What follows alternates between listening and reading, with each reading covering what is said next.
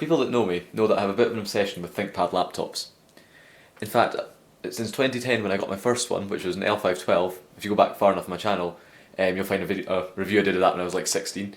I've owned several ThinkPads. I've had the L512, an X201, an X220, X230, T440S, which is my current laptop, which I've retrofitted with the buttons from a T450S, and then I have a T400, which I use for, I don't really know what I use it for, I just have it for things. But I wanted to go back and get an original ThinkPad, or one of the very early models, which is why I've got this, which is the ThinkPad 755C from about 1994. So let's take a look at it. So now here we have the ThinkPad 755C. So the top of it's got this nice rubber coating that you can still see on some modern ThinkPads. They sort of vary about based on some models have it, some don't. But yeah, this it's a lot thicker than it is in the modern machines, and it stood the test of time quite well. It's got a bit of wear sort of there, but it still feels quite rubbery, which is nice.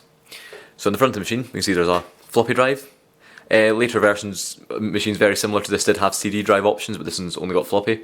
And here we see the old IBM ThinkPad logo. Now on this side of the machine, we can see there's one bit of plastic missing. That's the only flaw with this machine I have here. I don't know what it would have originally covered, because that's just the side of the floppy drive, so I don't know what that would be, maybe some sort of expansion, but it's the only flaw with it. But it meant I could get the machine for like 20 quid, so I wasn't paying, a huge stupid collector's price for it, because it's not perfect. Then here we have the power on off switch, which is quite nice. It's weird, it's sort of spring loaded, but it does latch the power on and off, so when you flick it on, power comes on, you flick it, power goes off. It can't soft power off or anything, so that's a sort of interesting thing. And you see there, it's got headphone and microphone ports, so it's got built-in sound, which for a machine of this age is quite good. Now in the rear, we can see we have the power jack, which is a sort of proprietary 4-pin thing, and this door, which is quite good to have. Like, even though it's missing that panel on the side, the door's still here, because on a lot of machines like this, the doors get broken off or go missing or whatever, so it's actually got the original door, which folds down, and that reveals serial, parallel, VGA, and a docking station port. However, of course, if you're putting this into a docking station with the door down, that wouldn't work, because the door sticks out a bit, like that, and that would smash off if you put it into a docking station. So what they've put in instead is you can flip that up, and that slides along, and that reveals a docking station port, which is quite cool.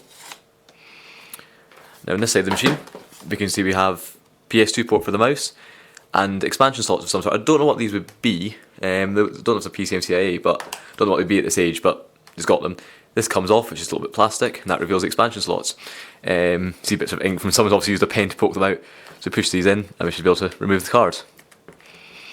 Now, unfortunately for these cards, I don't have the breakout cable, so I can't actually use them, but they just came in the machine when I got it. So I thought I may as well just leave them in there, because they're quite cool. So here we have the first card, which is a state-of-the-art, travel fast 28.8K modem. Yeah, that's state-of-the-art technology here. And then for connecting to your ultra-fast network in your office environment, it has a token ring card. So yeah, you can date it a bit, knowing this is an ex-corporate machine, and they'd have used it on a token ring network. So even though I don't have the breakout cables, even if I did, I don't think I'd have much use for a token ring or 28.8K modem. So we can put this side back on. It just clips over that there. That's quite easy. And yep, so that's the machine. So let's open it up and take a look at what we get inside. So on the side, you've got these two latches. These release the top like that, and then it just hinges up. Hinge is a bit creaky, but it does work, so I'll just adjust the camera so you can see it a bit better. Anyway, that's a bit better. So here we have the inside of the machine. So what we have is the screen. Don't know what size it is. It's fairly small, and there's quite a lot of board around it, but on a machine of this age, making like big screens would be really expensive. Another ThinkPad logo up here, and this, which is a brightness slider, sort of analog brightness slider you'd use to get on laptops like this. And then here we can see the keyboard, which actually is really nice. It feels different to any other ThinkPad keyboard I've used. Obviously, just over time they will evolve. It's quite tactile and feels really, it's an interesting one. It feels nice. We have the trackpoint cap, which is actually the older, is a sort of solid rubber cap. It's not even a sort of the cat tongue one they called it. It's just solid rubber. And you've got these two buttons here, which are very tactile, so you can quite easily use the trackpoint. So yeah, obviously no touchpad machine of this age, and that also helps make it small. I mean, back in the day when this was new, touchpads were, I don't even know if they were a thing, and even if they were, they would have been a really rare sort of thing to see on a laptop, and they take up quite a lot of space, whereas this means they can make it quite compact.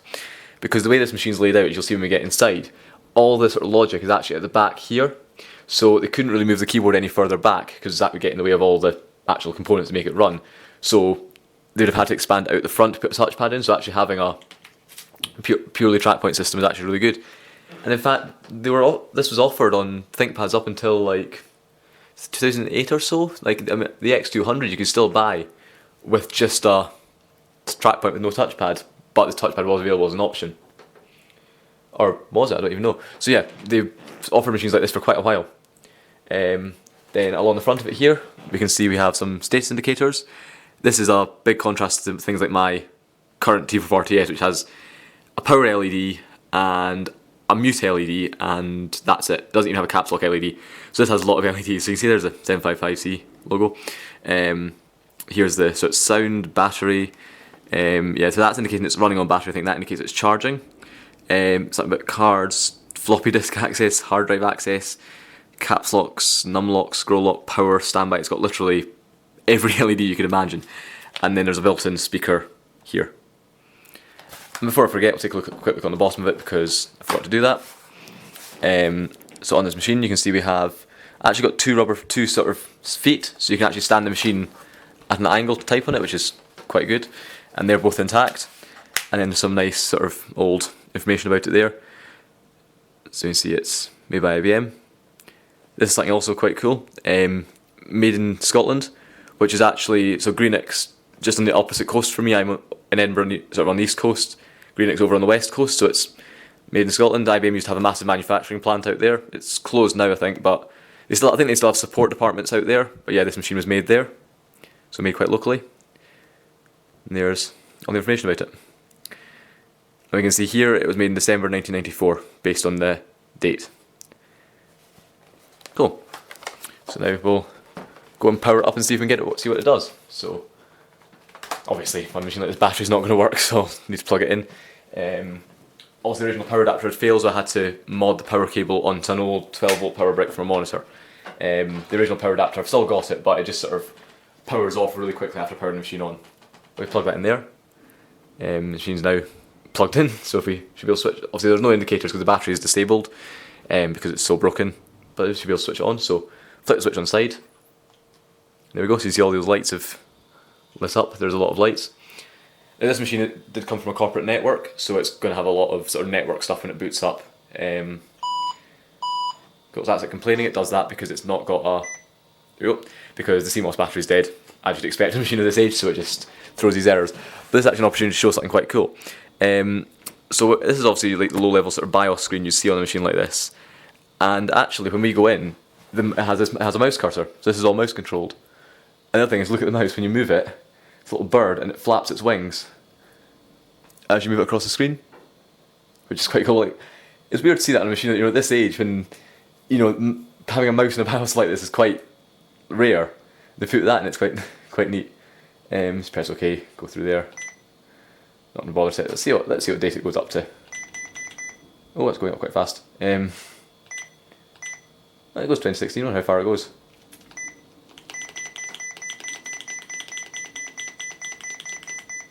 Okay, there we go. So it goes up to 2099. Was that? 26. Yes, it goes up to 2099, which is quite far. I'll just stick to 2016, and that'll do. Not bothered setting the exact date. Cool, and then we press OK down there, and it should start booting the machine.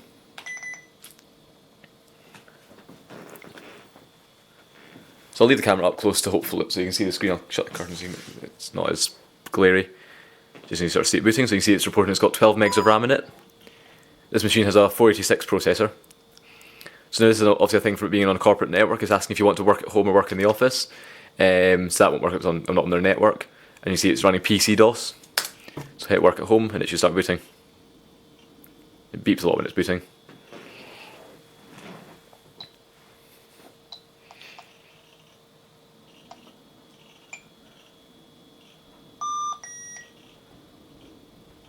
IBM antivirus.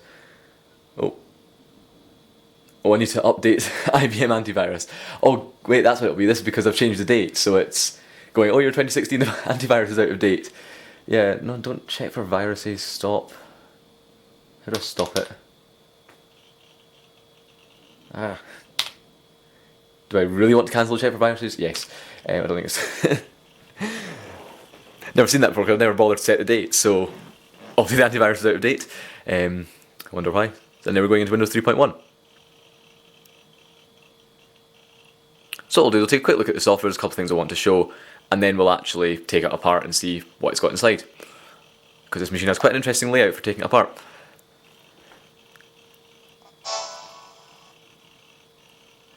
Makes so many random noises, everything starts up in this machine, but yeah, it's going. You hear that hard drive crunching away in there, which takes ages to boot. And it's trying to connect onto a network. As far as I'm aware, this is running the original build it would have run when it was used. Let's cancel that and close that. Cool. So now we can go into Program Manager and take a look at what we have. So it's got a huge install of a bunch of different software. It's what you'd expect really from a machine of this age. It's mostly just boring stuff. Windows 3.1, you've got Paint, you've got Paintbrush and things. And that all works. Get that. But one thing it does have that's quite nice is it's got multimedia capabilities. So you've got this greeting player software that will actually play some videos, and you can see the sheer sort of audio quality that you get with a machine like this. So here's a little video running.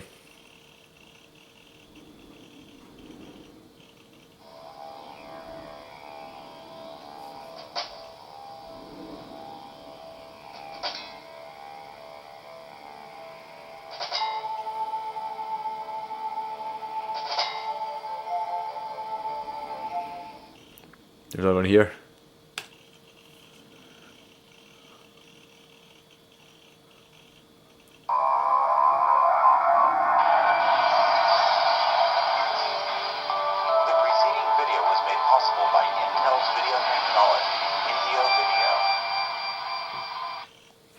So that's just quite an amusing demonstration of the sort of multimedia functionality this machine had back in 1994. And yeah, beyond that, it's just a standard Windows 3.1 machine, so it's not worth going into a huge amount of detail and showing all that off. It's got loads of stuff, IBM DOS LAN services. Don't know if it's got any specific ThinkPad software on it. Oh, it does. There we go. So let's see. Yeah, it's got some ThinkPad stuff in it.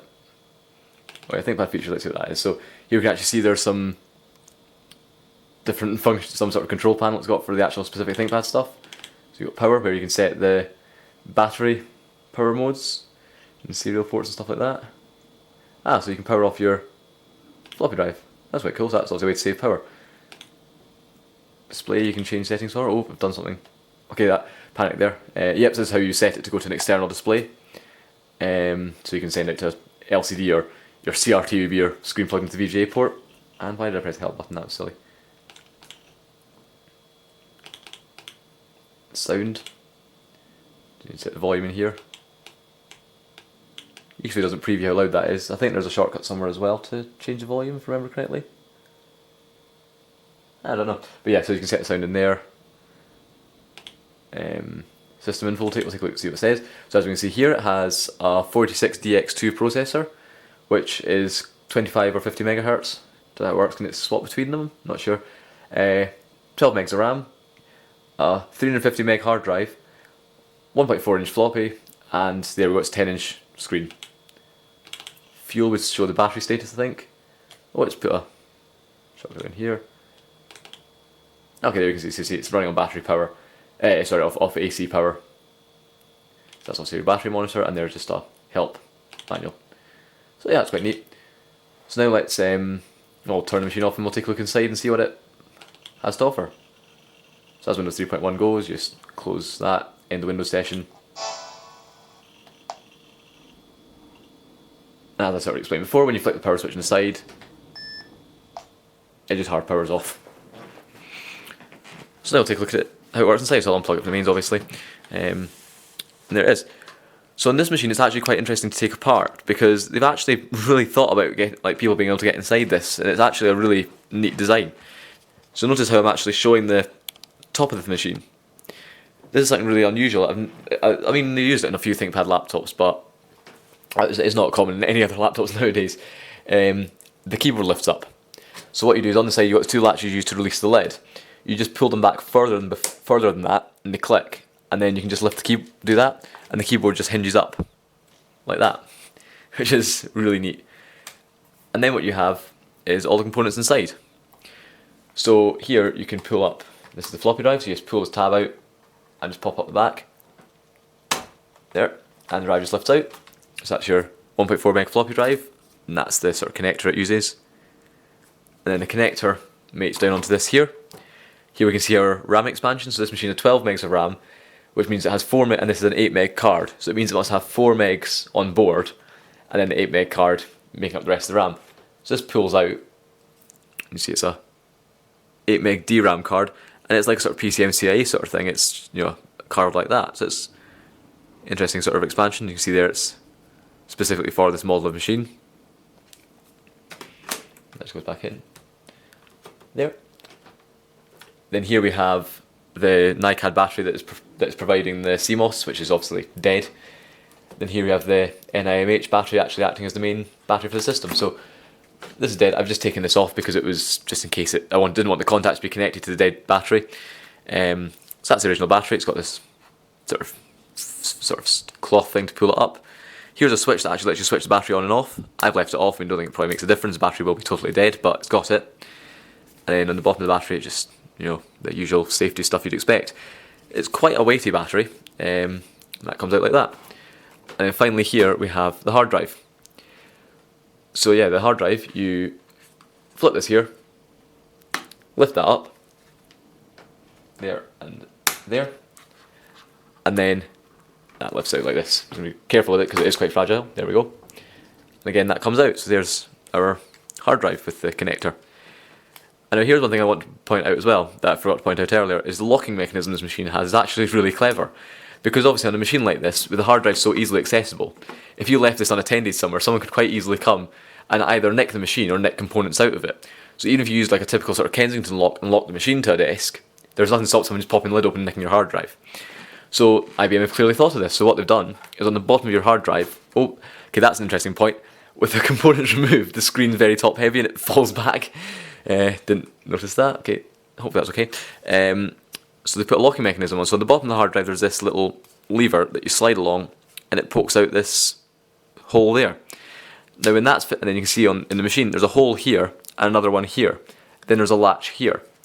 So what you do is when you put your hard drive in, if you then shut the machine, if you've got the machine fully shut and you slide that lock out, what happens is that little metal bar goes through this, locking the keyboard down, and then through the side here and locks it. So it locks the machine to the desk, it prevents you from opening the keyboard to access the internals, and it physically locks the changes the hard drive down. So that's actually pretty neat security, so it makes it really hard if someone was to nick a hard drive, try to nick the hard drive from this machine, where it would have been used in corporate environments and could have had sensitive data on it. You actually physically lock the machine shut, the machine to the desk, and lock the hard drive in place, which is pretty neat. I don't know what's inside this. I think I don't want to really risk breaking it open, but I think it's just standard, like old style laptop IDE hard drive, quite a thick one, just in this sort of hot swap, well, this easy swap caddy. So yeah, the machine just goes back together like this, and it's dead easy to do. It's quite nice that you can just sort of, you know, pull bits out quite easily and not worry about screws. It's entirely screwless. It's one of the most easy to get into laptops I've ever seen. I mean, the rest of the components are quite hard, so like the motherboard and processor and stuff I'm not going to risk going into because it's so buried deep in here. But here we can see there's the back of the expansion card slots with the cards in it. So when you factor the cards will probably come up to like here, there's really not much space for the actual computer. So it's going to be extremely densely packed in there, probably with multi-layers of board. So that's not something I'm going to risk taking it apart because I'll never get it back together again. So that's not designed to be serviced, but these parts here are designed to be very easily serviced. I'll put that bit of paper over the battery just to, again, prevent the connectors just, you know, snagging or whatever. And then we'll put the floppy drive back in, so the RAM's in there. Floppy drive again, you just put the tab in the front, click that down, click that over, close the lid, and latch it down. And there you have it. So there we have my Lenovo ThinkPad 755C. It's a very nice machine. It's, you know, definitely a classic ThinkPad. And if you compare the thickness, it's quite fun to do this, comparing the thickness to a modern machine. So here we have my modern T440S, and you'll find that the entire machine, the entire modern laptop, is almost exactly the same thickness as the screen on the old one. So it does show the sort of evolution of technology. But then looking at this, it's amazing how much they've packed into such a small system using like the technology from 1994. So yeah, it's a really neat machine. So yeah, thanks for watching. Don't forget to comment, rate and subscribe. You can also visit my website at camengray.me and follow me on Twitter at camengray1515. And stay tuned for more videos of random old computers. So yeah, thanks for watching.